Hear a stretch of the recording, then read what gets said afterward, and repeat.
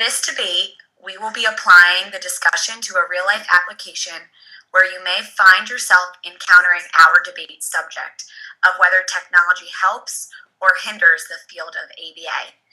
Some of the questions that we asked to develop our debate were: what are the limitations of technology in a classroom or natural setting?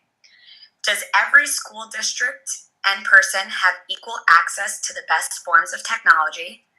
Does technology interfere with individualization of programming? Is technology reliable enough for clients, students, and children? Is there such thing as too much technology time for a client?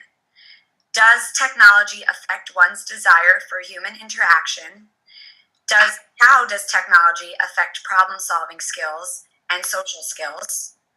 What are the areas in which technology is growing in the field of ABA?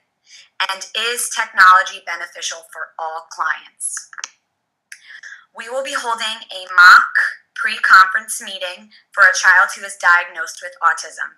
His name is Austin. He is 5 years old and is presenting with autism spectrum disorder.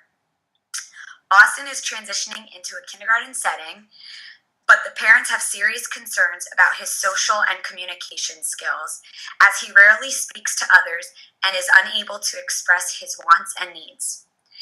This meeting's purpose is to discuss parent concerns with the past interventions used while Austin was in pre-K, and the school staff's ideas on how to implement technology uses in Austin's future instructional time, in order to present the most effective practices for the upcoming school year.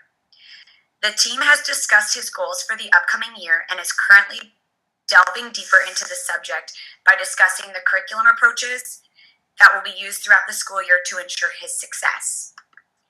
The specifics of the use of technology in his special education classroom is one that has all IEP team members at a standstill. Hi everyone, I'm going to briefly introduce our team members for this debate. My name is Amanda Rissmeyer.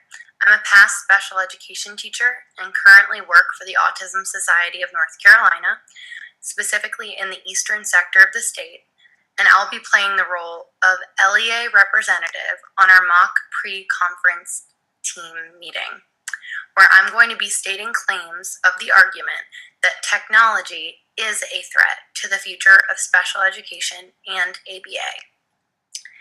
Gabrielle Sitisma is a special education teacher in an ABA classroom for students grades 3rd through 4th. She resides in New Jersey and will be playing the role of host or moderator of this informal debate. She will be representing a neutral party at this pre-conference meeting as the special education teacher and case manager.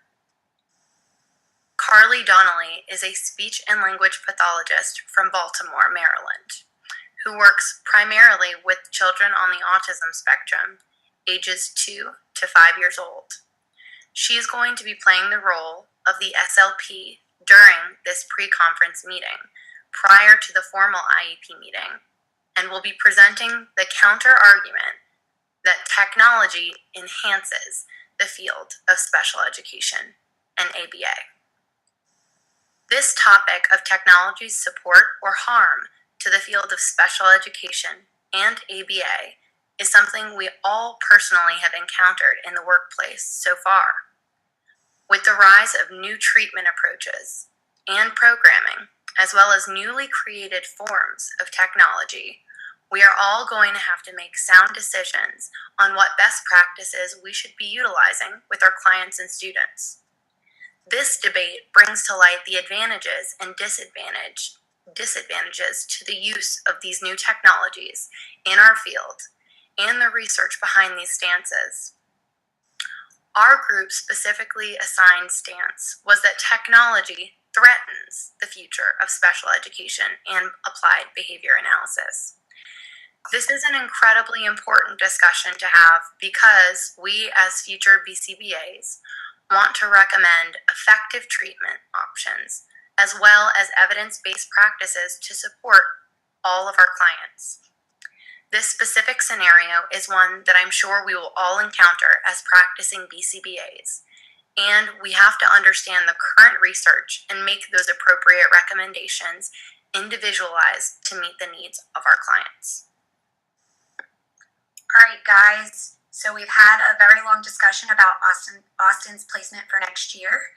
I've noticed how reinforcing technology is for Austin. Since Austin's parents have expressed extreme concern in his social and communication skills, I would like to recommend some technological interventions for Austin for the upcoming years so we can pair technology, which is so reinforcing, with some areas of weakness for Austin in order to improve these skills. I believe they could work for him, seeing as both myself and Mom have seen how much interest he shows in the computer and the iPad, and I think with data collection, we may find these interventions effective. What are your thoughts on that, Amanda? Honestly, I worry greatly when we assume that the access that some of our families have to technology. I mean, these devices require wireless internet to function. Not all of our families can access that. We can't assume that Austin and every single one of our families that we're making these recommendations for have this technological access. According to a study done by the Rehabilitation Engineering Research Center on Wireless Technologies, disability rights advocates, as well as the families of those with disabilities, stated additional support from legislation is needed to increase the overall access these families can get to internet. Without that needed support from legislation, there's little awareness of this accessibility issue entirely, and the affordability of the access isn't always feasible for families who have minimum wage jobs in the workforce.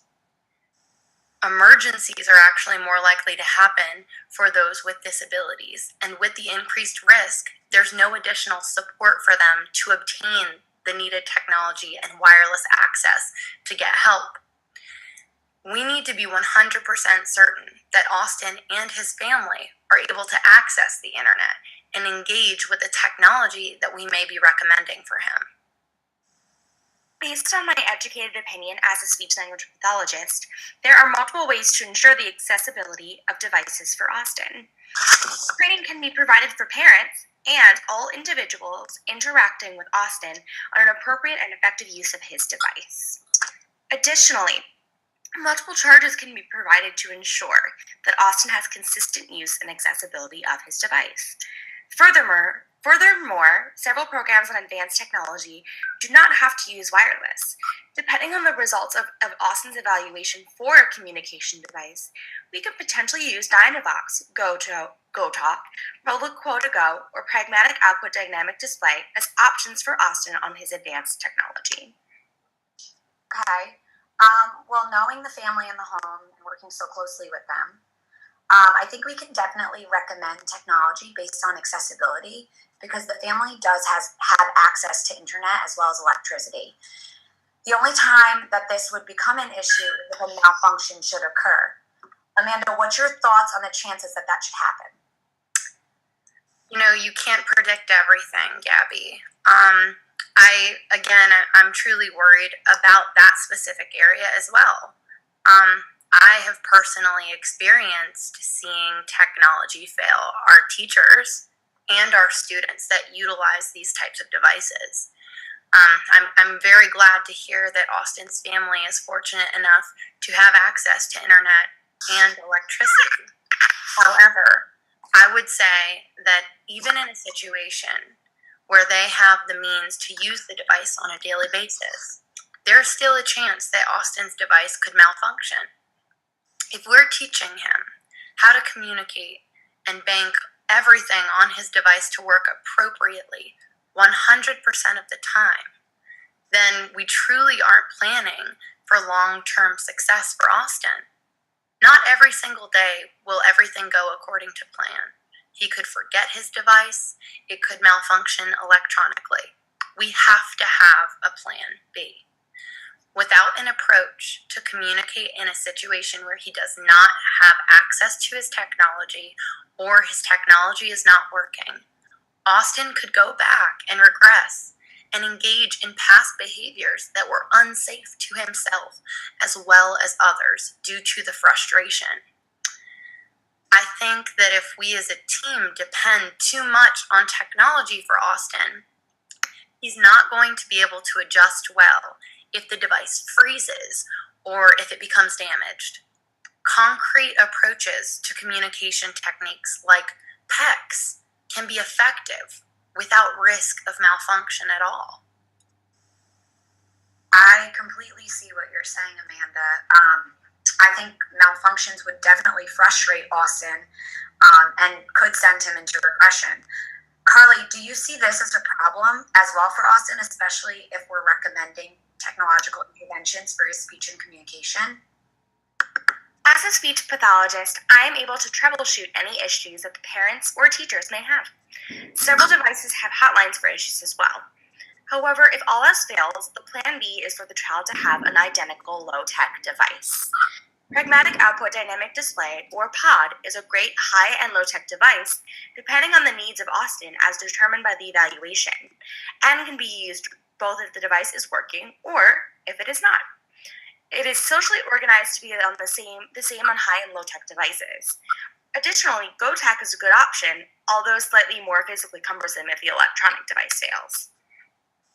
Okay, well, both of those concerns are definitely merited and should be considered, but with additional plans, like you were saying, Carly, and training for the parents, I think we can combat malfunctions that occur day to day, and we can teach teachers as well to learn how to combat them. Maybe we can host a training for parents, teachers, pending a device is the recommendation that's made, and an AAC evaluation. What about using technology for teaching?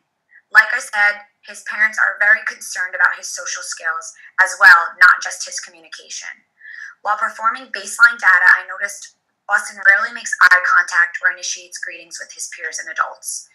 Could pairing technology with these skills help Austin learn about them? What are your thoughts, Amanda? Well, when thinking about teaching and technology, I've seen the balance of both lead to positive outcomes for our students. I don't know Austin very well as he is transferring into our kindergarten class from a neighboring preschool. However, I have noticed that many of the classrooms that use technology-based instruction, there is a slight lack of generalization to real-world situations. It affects our kids on the autism spectrum and our typically developing students as well within our school. In a study done by Dr. Allen this past year, she discussed the fact that currently there is no sufficient data to say that an iPad app or technology-based instruction leads to higher rates of generalization. There's just no proof right now to me that I've seen that it leads to better and more positive outcomes. She brought to light the importance of children utilizing these types of technology and finding meaning in symbolic icon representations, and that if a child is on a more concrete or object level, the iPad or tablet that they're learning off of is not truly reaching them. Dr. Allen also mentioned that in this small study, while teaching students to read single words with the use of the iPad, there was no data to support advantages of this approach over direct instruction between a teacher and the student in person. I think that knowing that in the real world, our children are clearly going to have to interact with other people, we're going to have to be very careful and make sure that we're balancing social interaction into Austin's instruction. He has to be able to practice the skills in the classroom environment in order to take them into the outside world, the home, the community. Just my 2 cents. Okay. Thank you for that, Amanda. Carly, how about you? Do you see generalization as a concern with Austin's learning via technology? Based on the article Comment on Technology, generalization, including both near and far transfer of skills, is actually best ensured through using advanced technology. After the device has been instructed on, students are more likely to use it in real-world environments. Several studies say that generalization is a particular problem with students on the spectrum. However, with an effective teaching strategy and computer technology, the student is more likely to communicate and gain social skills through the use of the technology than with other teaching strategies. Specifically, the use of video modeling has greatly enhanced individuals with disabilities' activities of daily living, as determined by the Stevenson and Limbrick article. Considering the article, Brief Report, Development of a Robotic Intervention Platform for Young Children with Autism Spectrum Disorder, low motor skill imitation was taught through robotic technologies. Motor skill imitation is important in communication, especially Manning, as small imitation steps are taken to advance communication with the basics being imitation. It was proven through this article that there was an increased intention in students toward robotic intervention as compared to human testers. All right, well, I think that these are both very good points to think about. In my opinion, we would have to make sure that if we're going to be implementing these skills for Austin, that we're not only using the technology, like you said, Amanda, we're not only using technology-based instruction, but after teaching, we should be providing opportunities in the natural setting for it, whether that be the classroom or at home. That way, Austin can demonstrate an understanding of these skills and continue to practice them. With that being said, if we're collecting data on the generalization of these skills and it is proven to be effective, do you think that teaching using technology is definitely appropriate to recommend for Austin? Amanda, are there any other concerns about teaching with technology based interventions that you've heard or seen? Well, currently there's been quite a large shift in how any classroom is utilizing instructional technology. And when I say that, I'm talking, our self-contained classrooms, our resource setting classrooms, as well as our general education classrooms. According to David L. Edyburn, in the general education classroom specifically, technology has been utilized to facilitate and complement the academic material in a way that's going to lead to a greater development of technologic-driven skills and integrating the material in a way that they're going to effectively learn and apply this new material. So basically, they're going to, get more technology-driven skills as well as complementing the academic content. Now, when I think about special education specifically, and the way this technology needs to be utilized for it to be effective, and most importantly for our kids, meaningful. I've seen many teachers teaching children, but really it's more of, I presented the material to you, but did you really comprehend it? Is it a deep understanding? Is it meaningful to you? I find myself questioning if these interventions need to be taught more explicitly and in a concrete way first, and then supplement that material with the use of technology. Not just giving them one mode, but catering to the needs of all of our kids and giving them multiple modalities to access that information. With Austin, as well as all of our students here at this school, we need to be sure that we are presenting the material in those multiple modalities, and instead of strictly having our students engage in the computer with computer-led instruction. New and innovative forms of technology will not always fit our children's needs. We need to make sure we're being vigilant when we select what specific interventions we're going to use for each child, instead of going to the new and exciting technology-driven approach so quickly. Yeah, I definitely understand that, Amanda.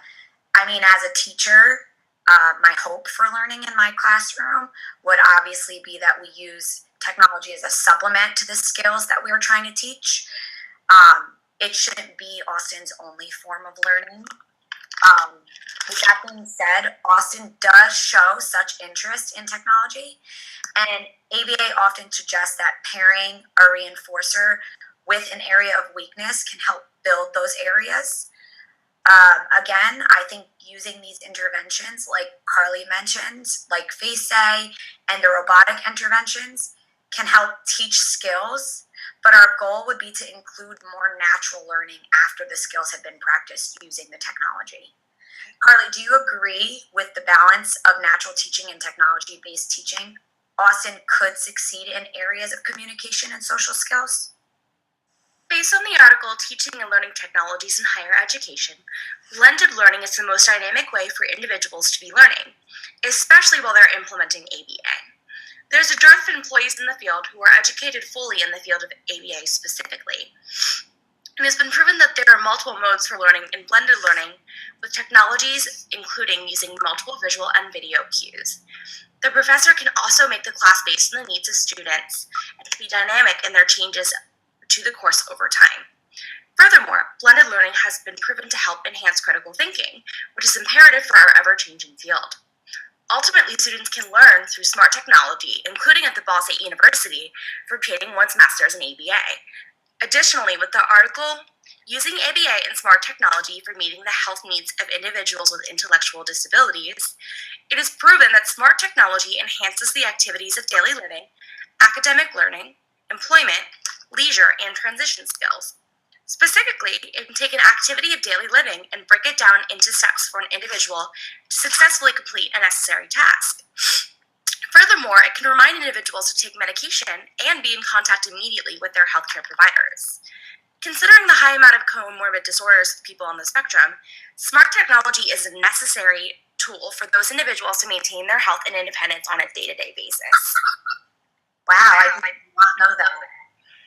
I think both academic and life skills are equally important in improving Austin's quality of life. And we can definitely try these interventions. With all of the research we've included above, I feel recommending some of these technology-based interventions can benefit Austin with proper data collection. Amanda, would there be any other reasons you feel technology is not a sound intervention strategy? Well, both of you know that here at our school, Gab Carta Elementary, we aim to implement only the best interventions for our exceptional children. Research-based, proven, evidence-based practices. We've got to have them. Our whole district is under that exact, it's under the same scrutiny of our local legislation. We're supposed to be providing evidence-based practices for all of our kids. Our special education classrooms, we mandate that. Teachers have to use up-to-date evidence-based practices. And recently, in all my spare time, I was flipping through the pages and decided to read all of the National Standards Project Phase 2 findings and the conclusions. And I found it very interesting that with the large use of technology in the classroom, and specifically the use of technology-based interventions for individuals on the autism spectrum, this practice does not fit into the established category. Now, at this time, technology-based intervention falls under the emerging category. That means that with additional research studies having to be done and reviewed, in order for this approach to even be considered an established evidence-based practice. If you take a look at our system, if you take a look at our slide, you can see that we have an emerging piece, not an established piece. Now, I know it's not considered unestablished, which I would not be as open if it was considered unestablished. However, I want you to keep that in the forefront of your mind, that we're supposed to be doing this new and proven approach. Although it seems promising that technology-based intervention may eventually be considered an evidence-based practice that is established, at this time it's not. Just simply put. And we need to be sure that Austin is accessing those proven effective interventions in the classroom? As determined by the article Avatar Assistant, Improving Social Skills in Students with an Autism Spectrum Disorder, students responded to a program with smart technology called FaceA to learn eye gaze, facial expressions, facial recognition, and emotions. It was proven that fewer behaviors occurred with computer-based instruction as compared to human instruction. Specifically, individuals with low-functioning autism were able to improve in the emotional recognition and social interactions, and individuals with high-functioning autism were able to improve facial recognition, emotional recognition, and social interactions. If you look at our slide, you can see that what I was just talking about with the cooperation, attention, responsibility, self-control, and the composite of those increasing in the basic technology use. Based on the following image, it is proven that social skills improved greatly among using the FaceA as opposed to the beginning of the experiment. Wow, based on all this information we've provided, while the National Standards Project states that technology is an emerging intervention, I think we can all agree that just because an intervention is emerging, it does not mean it cannot be effective for this specific child. Amanda has suggested some important factors to take into consideration. Technology and internet may not be accessible. Technology can fail on a student. Technology can lack generalization. Technology cannot take the place of direct instruction. And technology is not an established evidence-based intervention. However, Carly has also expressed that technology is actually very accessible to Austin and his family, as he does have forms of technology in his household that we would be able to recommend.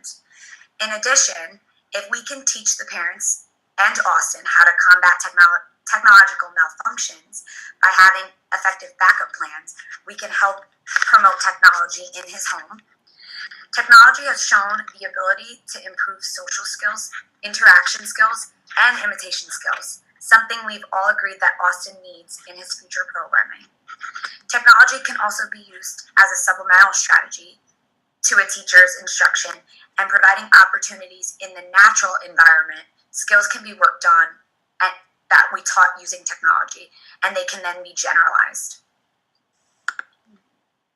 After reading through all of these points, we as a team find that technology, if used appropriately, can be effective in the ABA setting. And I want to make sure that I state this, as Amanda did earlier, that really should be based on the individual child. Yes. We also believe that because ABA is such an individual-based field, it is important to understand that technology may not be effective for every single client. For that reason, we should be collecting data while providing any intervention. Here is a list of the references and sources we use to research our topic if you would like to learn more. We hope you learned a lot through our debate about the pros and cons of technology in the field of ABA. Please read the list of references if you would like to learn more about the discussion based on technology's hindrance or helping in ABA. Thank you for your time. Start recording, yes. Okay, so